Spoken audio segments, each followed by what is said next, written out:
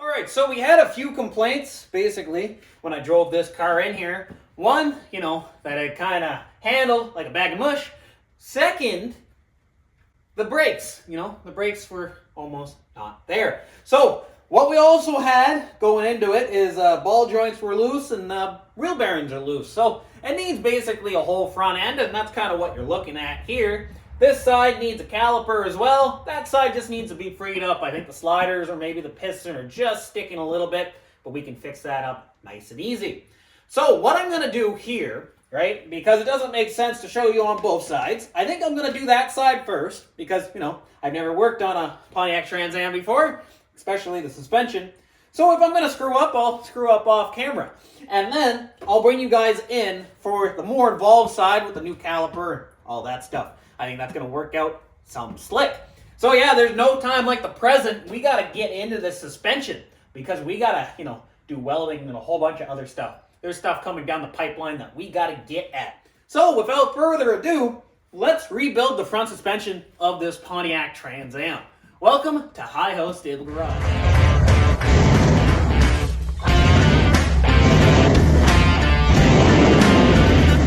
So this side's pretty much all wrapped up, other than the brake line, but I'm going to have to drop this whole front member first anyway to do bushing, so I'm going to do the brake line after, so I just got them sitting there.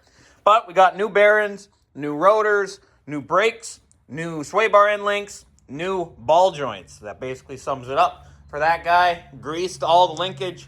It's ready to go. So I'm going to bring you guys in on this side. There's a couple things I learned from that side that specifically that's going to apply to this side, which is, kind of neat. So, without further ado, let's jump right into her.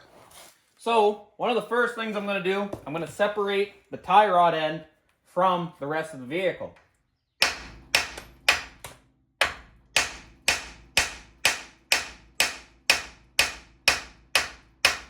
We got free movement.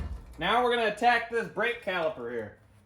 It's a 3/8 Allen key on the back for these calipers.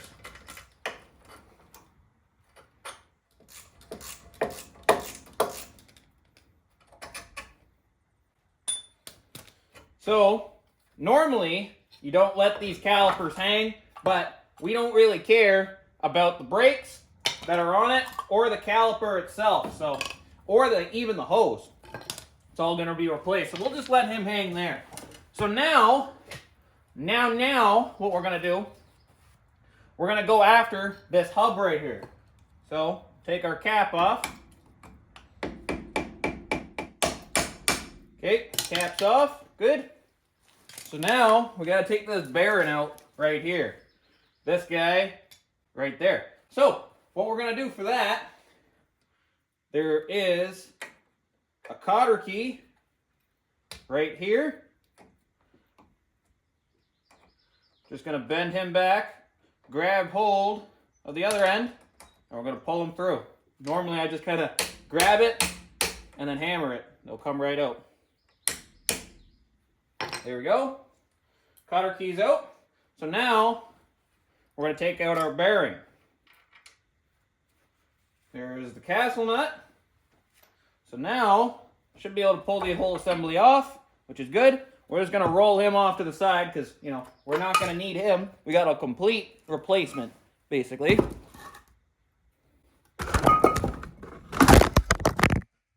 now we got to take out these 3 bolts right here. Grab our little impact. This is just for the dust shield. We got to take the dust shield off. Dust shield is off. Put him off to the side. All right, so now we basically just have the spindle and our sway bar end link. So we're going to take off the sway bar right now. There we go. Sway bar end link's out. Put him off to the side. So now we just have our 2 ball joints.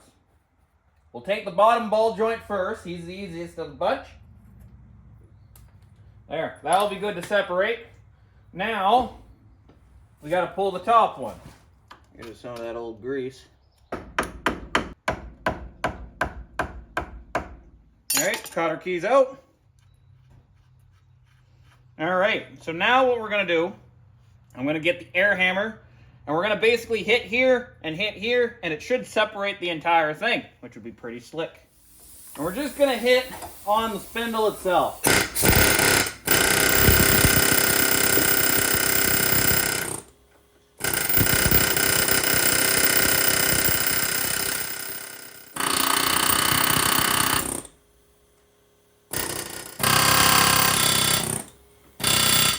you go.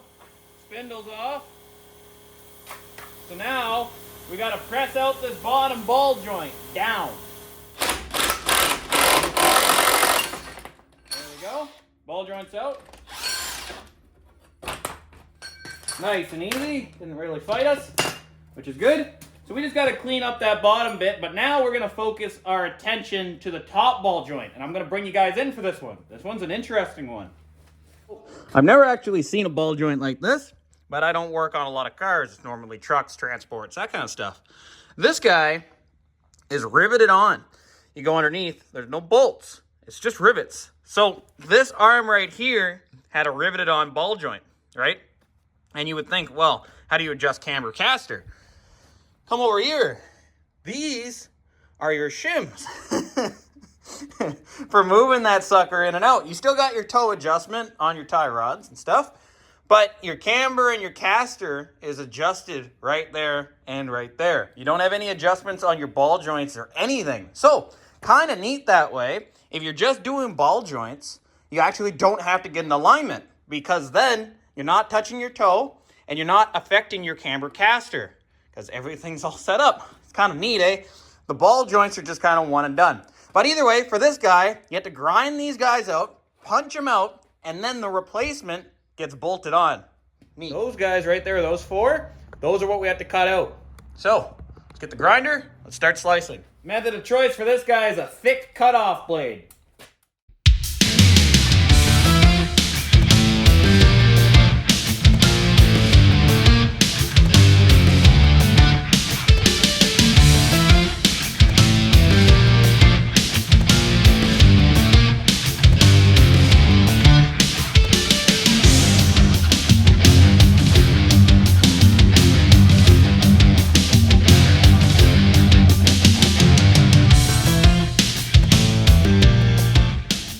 Top and a bottom ball joint in this fella. This is the bottom ball joint right here. So how this ball joint works is normally they're C-clipped on, that kind of stuff, at least on heavy duty trucks and all that stuff, snap rings, that kind of thing. This guy simply gets pressed out from the bottom, and then when the nut's there, it holds it all together like a sandwich. So what we got to do for this guy, quite simply, we got to paste anti-seize all inside this. That way, the next guy, which is likely, me, is going to be able to change these ball joints down the road. There we go. All right. So now this guy goes up in here. We're just going to give him a couple rat-a-tat-tats with the hammer, and then we're going to start pressing them in.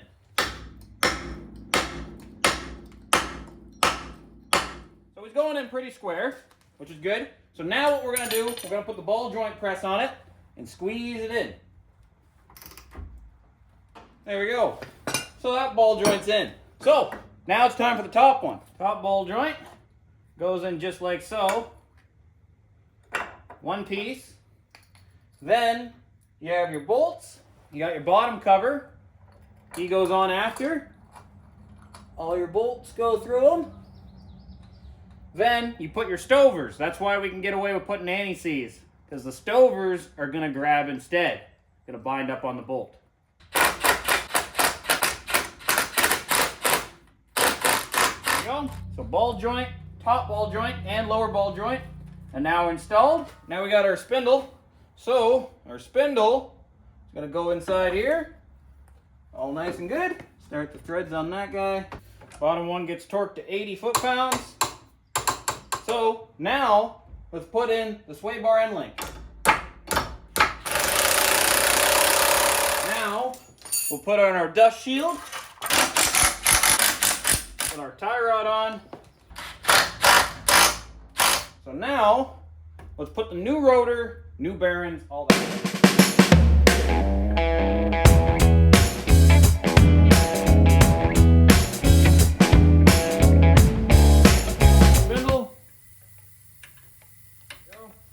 Spindle's all greasy.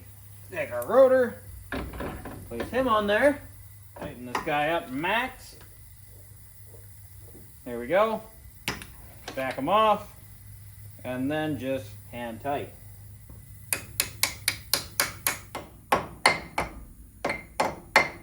Alright, so let's clean off this rotor.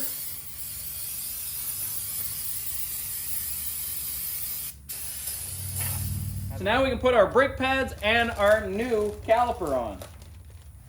Here's our new caliper. We're just gonna undo these guys, make sure that we put a whole bunch, and I mean a whole bunch of the good stuff on it.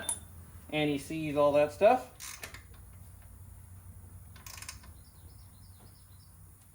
So now it's just the brake lines going into the frame, but we're gonna leave those for just a hot minute. Fellas, we got new brakes, new rotors, new bearings, new ball joints, new sway bar end links, both sides. This one rocking a new caliper as well. That one was within the last little bit since it's been on the road, so it should be okay. So the front end basically completely rebuilt, minus the tie rods and all that stuff, but that passed my MVI for. With each piece of the pie coming together, eventually we'll have the entire pie, and that's awesome. It's pretty much ready to go now front end wise. We just got to do a little bit of bushing work and that kind of stuff. But I hope you guys enjoyed this video, and we'll get you in the next one really, really soon on this old Trans Am. See ya.